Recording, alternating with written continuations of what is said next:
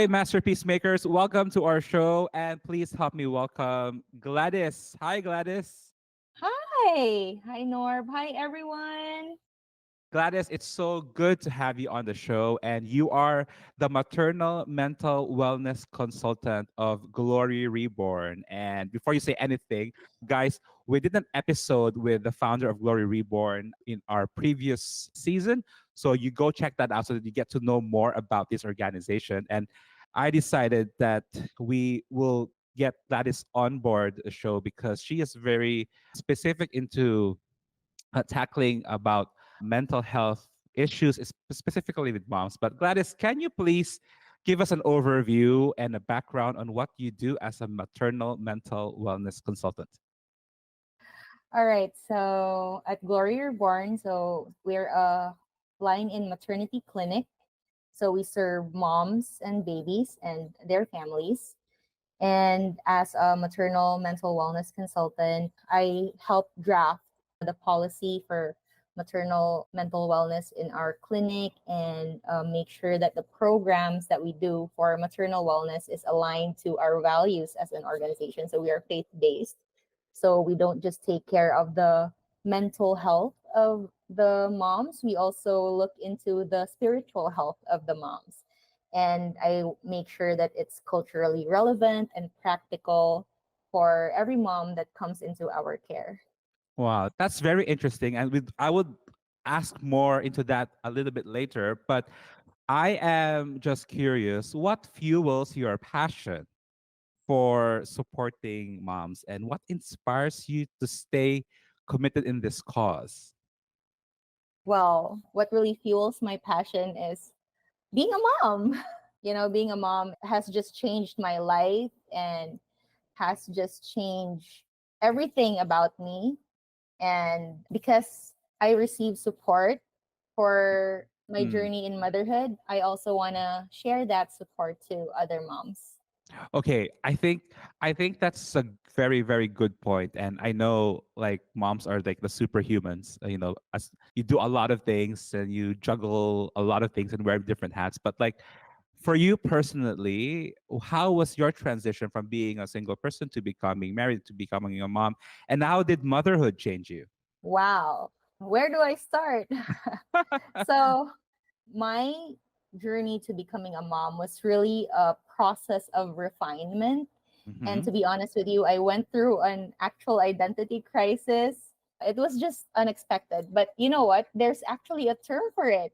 It's called matrescence. So it's like adolescence, but you know how an adolescent Yeah, changes. There are a lot of changes during puberty. So yeah, there are physical changes, social changes, psychological changes. There's also an identity crisis. yeah. So there's a term coined for mothers because becoming a mother is actually a developmental leap. Hmm. So I went through that. There were changes physically, my body. There were changes socially. It's really different now. And psychologically, definitely it has changed me, and even spiritually. Okay, So yeah, matrescence is the word. matrescence. Okay, that's a very, very interesting topic. Thank you for saying that. I did not know that this thing actually exists. Is it a stage that all women go through whenever you become a mom? That's exactly Yeah. what you go through, right? And is it something that you can easily just get out of, or you need to process that? So matrescence is actually, it's not a linear journey. It actually changes with every child that a mom has. So it starts with, Mm, from becoming a mom, having your first baby. Even those who adopt go through matrescence.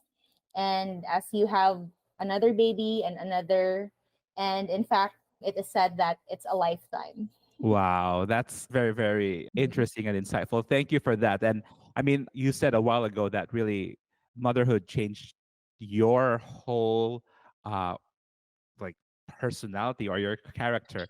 And Personality. and you mentioned that even your personal faith was also influenced by motherhood.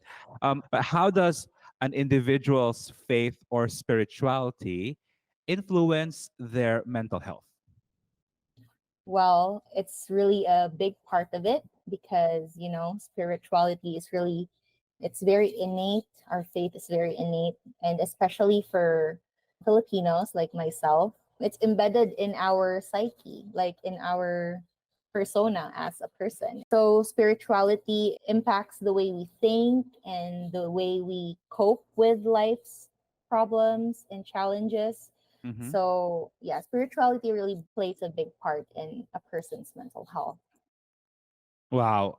And I know as a mental health practitioner, and even I think even just as a normal leader, you actually deal with a lot of intense stuff, right? And that could be different situations and stressors and whatever circumstances it is. Can you give us an idea of what kind of stress you deal with your, I don't know if you call it the clients or patients, like what kind of stress is this that you deal with in your job? Well, listening to people's problems is, some might find it like a burden, but for me, I've been listening to people as far as I could remember. Like when I was young, people just sat next to me and then told me about their problem. So I guess it's kind of a gift and Mm. calling just to create a safe space for people. And I don't see it as a problem at all or something that burdens me. Mhm. But I do need time to care for myself also because it does Oh. get draining, especially when I deal with this client and then the next. Or, for example, in Glory Reborn, we have a support group for moms. So, listening to one mom share and another mom share and another mom share, it's a lot. But actually, it also helps each of the moms like feel, oh, I'm not alone, or oh, she's dealing with so much, and I feel like I'm the one dealing with this much, but she's actually dealing with more. You know what I mean? It's that sense of community. It's you take off of energy from each other. I think a lot of our listeners can relate to that at a certain point. Listening is an important thing when we listen to our employees, our staff, our team. Yeah, I do understand why people feel like sometimes it's a burden and it's really a gift. I can only imagine the kind of conversations that you are in every session. And I'm sure there's like deep emotional hurt and psychological trauma and all these mental issues.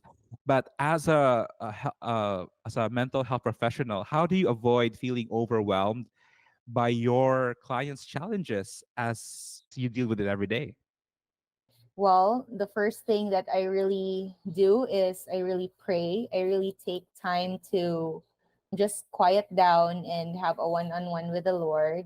And it's important to also be mentally Hmm. strong when I'm listening to people.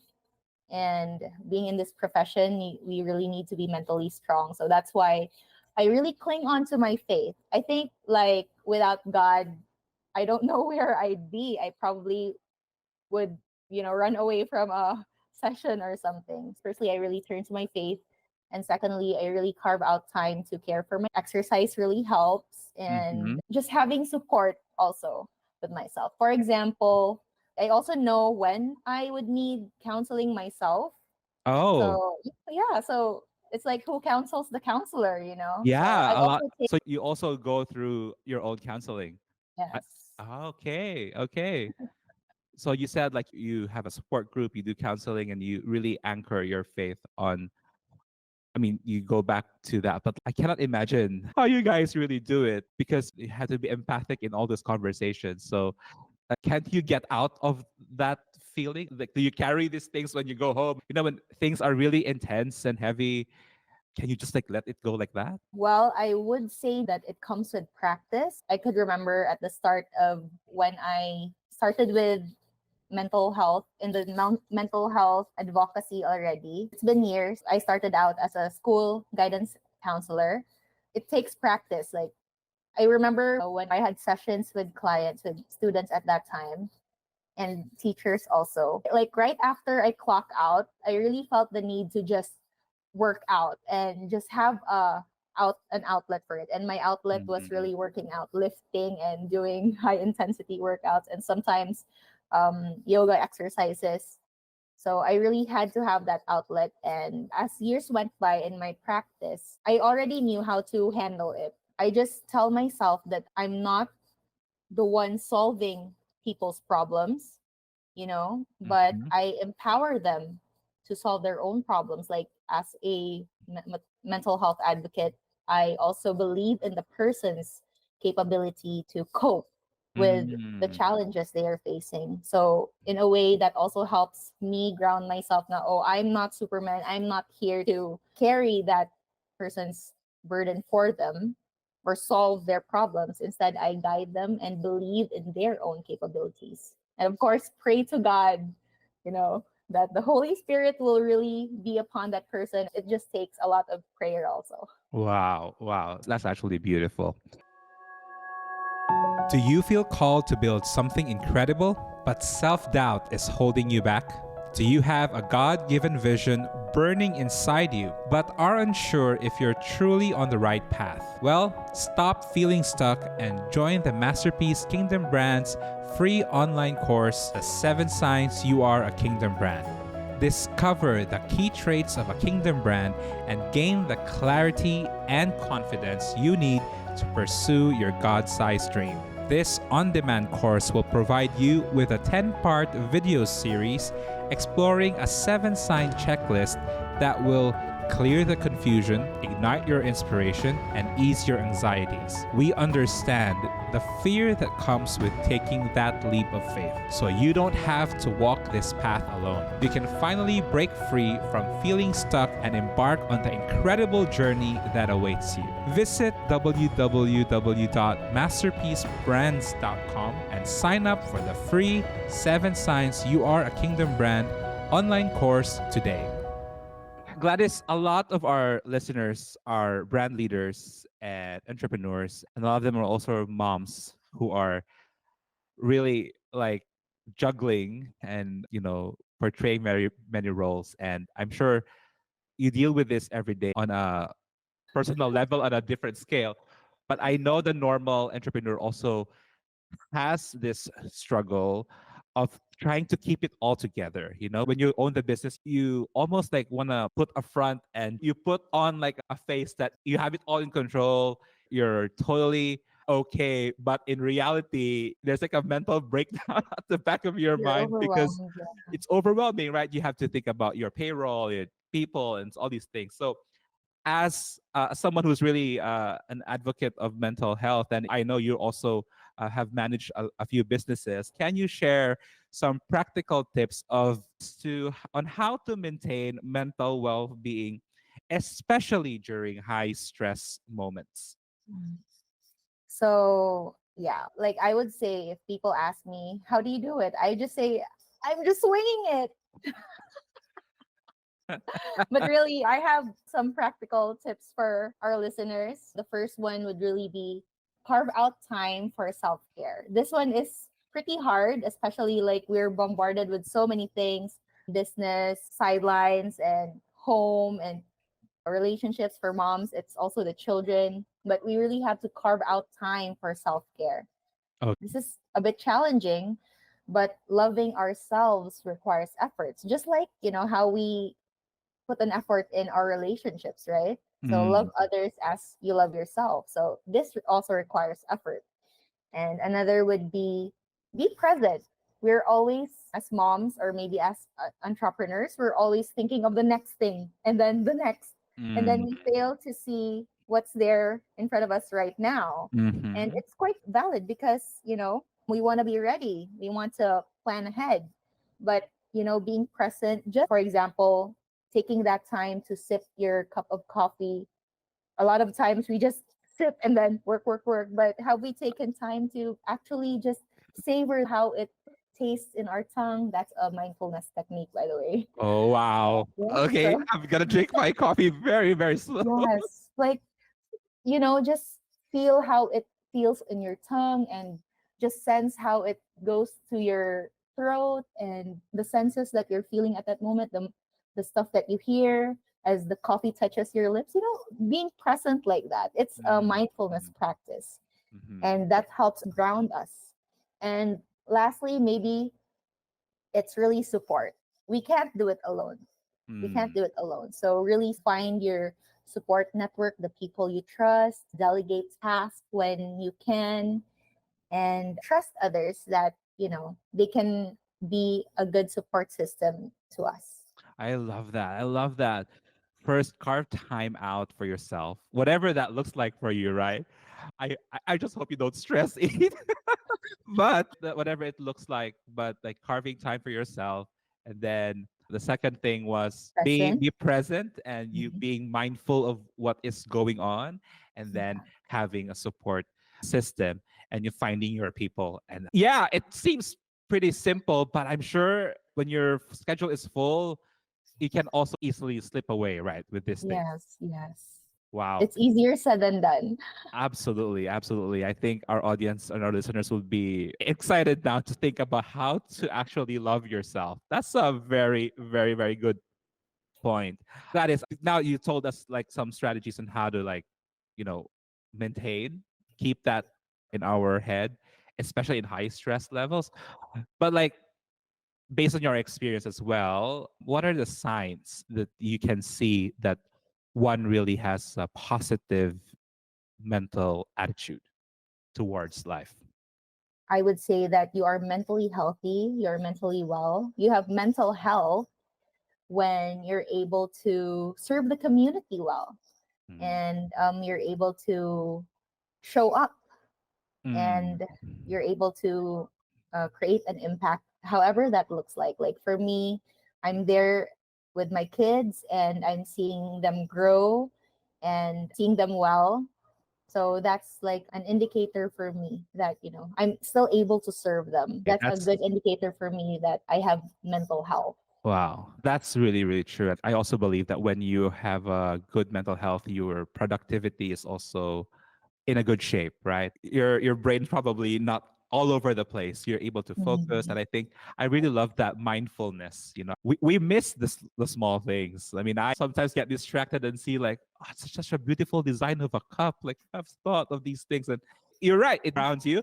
I thought I was just being distracted, but it's actually being mindful. So that's really, really pretty good. And I think I would love to like wrap our conversation up with just this question. And I know a lot of our listeners carry a lot of responsibility and weight in their company and their organizations, and they might be really struggling with their mental health. And I know some probably don't want to admit it, and it might be really hard to open up. What do you think is the very first step, a practical step that they can do for that?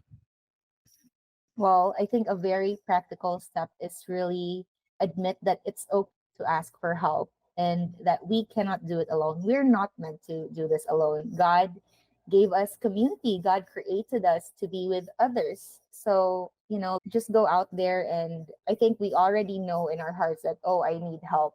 So don't be afraid to ask for help and just go get that support. Amen to that. What an amazing conversation. Gladys, thank you so much for hopping on the show. And how can our people connect with you and see what you guys are doing at Glory Reborn? How can they reach you? So you can follow us on Instagram, Glory Reborn, or Facebook. It's also Glory Reborn. And of course, our website, www.gloryreborn.org. And subscribe to our newsletter and have a first-hand experience. Be the first to know the stories of our moms and the babies and the families that we serve. Amazing. Guys, thank you so much for tuning in. And Gladys, we appreciate you and what you Thank guys do at you. Glory Reborn. Thank you so much. It's such a huge honor to be here, Norb. Thank you, guys. Thank you for listening and joining us again in another episode of Making a Masterpiece. And we will see you next week.